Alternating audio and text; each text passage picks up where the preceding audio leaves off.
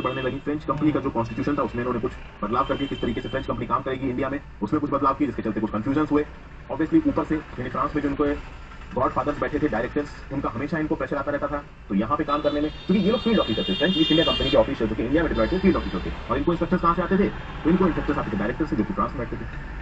1741 में दोस्तों, अच्छा एक चीज और, उससे पहले 1730 में क्या हुआ, 1726 दिसंबर में जब कुछ चार्जेस लगे ड्यूप्लिक्स के अगेंस्ट में, ड्यूप्लिक्स को सस्पेंड किया गया, 3-4 साल इंक्वायरी चली, 1730 में ड्यूप्लिक्स अपना केस जीत गए और बाद में उनको चंद्रनगौर का गवर्नर बनाया गया।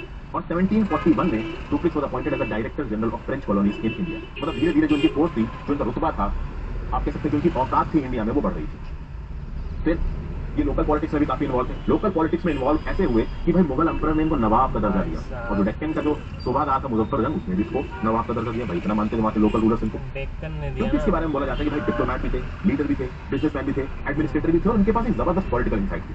अगर बात की जाए